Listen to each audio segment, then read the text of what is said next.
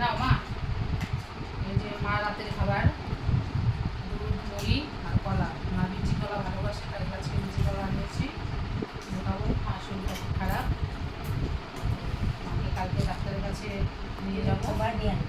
না না, আর সব সময় খালি না না না খাও না।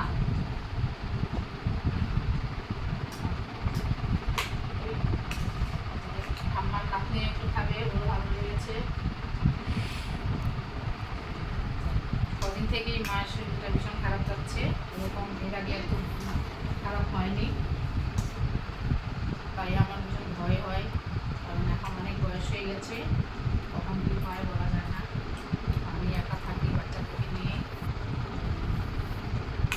মায়ের ছেলেও এখন আসতে পারছে না ছুটি নিয়ে, কারণ ও আছে কাশ্মীরে, সেখান থেকে আসতে একটু ছুটি পাচ্ছে না ইলেকশন ডিউটির জন্য। ইলেকশন ডিউটিতে যায়নি, কিন্তু সব দিকে ইলেকশন হচ্ছে, তার জন্য এখন যেতে আসতে পারছে না, আসতে 1 মাস সময় লাগবে। কালকে ডাক্তারের কাছে যাবা? হ্যাঁ,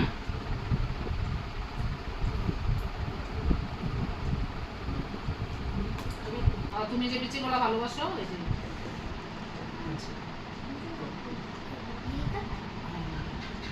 রাতে আমি থাকি মার সঙ্গে ঘুমাবো। রাত্রিবেলা আমার শরীরটা আরো খারাপ করে, ঘুম পায় না, তো তাই একটু মাঝে মধ্যে একটু ভয় পায় একা একা থাকতে। তো আগে আমার বড় মেয়ে থাকতো, তো এখন বড় মেয়ে থাকবে না, ওরা 2 বোন আমার ঘরে থাকবে, আর আমি মার ঘরে থাকবো।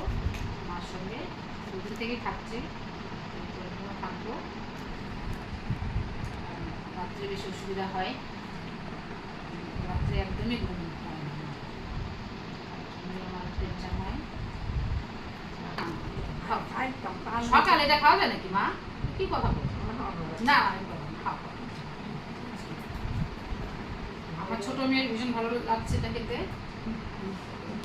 ছোট মেয়েও মায়ের মতোই, এটা খাবো না সেটা খাবো না, তাই আমি চাই দুজনেই যেন একটু খেতে পারে, তার জন্য একটু বেশি করে নিয়েছি। ও একা একা খেতে চায় না, ঠাম্মার সঙ্গেই খাবে।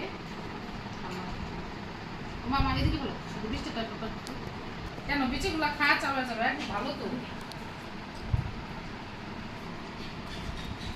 এটার মধ্যে ফেলবা, হ্যাঁ? না না না না, না খাইলে আরো অসুস্থ হয়ে যাবে তো, দুর্বল, এমনি দুর্বল, শরীরে শক্তি নাই একদম, এমন করবা না। খাও পরে, মানে ঠান্ডা হয়ে না খাইলে ভালো লাগবে নাকি? পরে পরে না, এটার মধ্যে বিচিগুলা ফেলা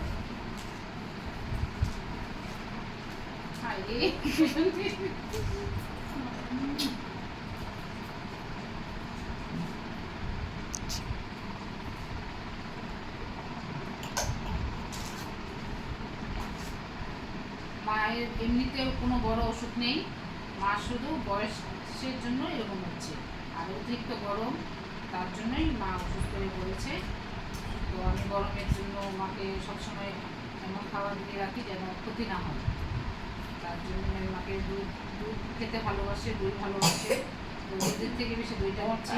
দইটা না, সকালে তুমি এটা সকালে রাখো নাকি? সকালে খাবা? সকালে না না না, খাও না মা।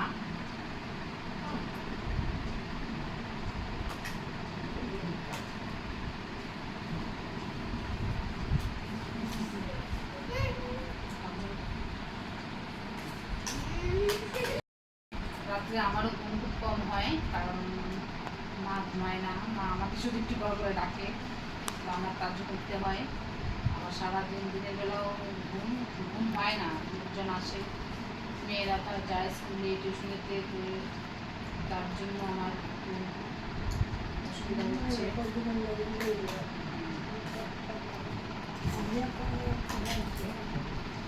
আরে না খাইলে তুমি আর তুমি এমন করবে, তুমি না বুঝো, মা সব সময় শুধু টেনশন, চিন্তা।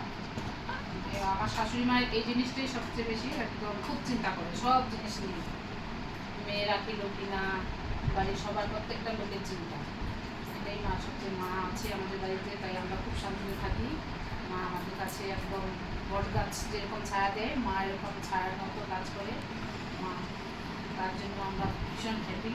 এরকম শাশুড়ি পাওয়া যায় না, খুব ভাগ্য করে পেয়েছি, ভীষণ ভালোবাসি মাকে। হ্যাঁ পাইছি না তোমার বান্ধবীরা, তুমি এত ভালো।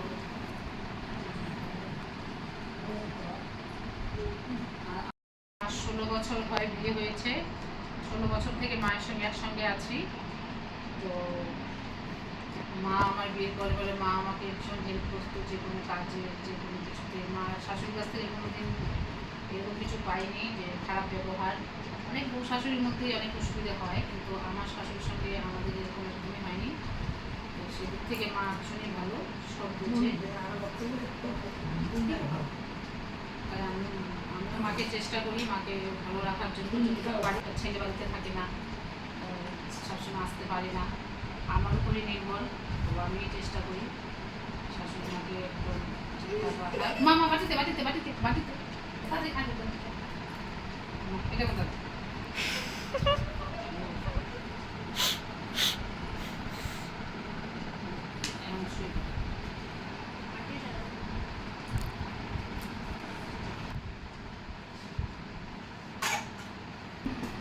এটা নিয়ে রাখো, এটা নিয়ে রাখো, বেশি নিয়ে রাখো। মাকে ভাবে মার মার সঙ্গে আমি থাকবো, দুজনে মিলে ঘুমাবো গল্প করতে করতে। Bye, good night.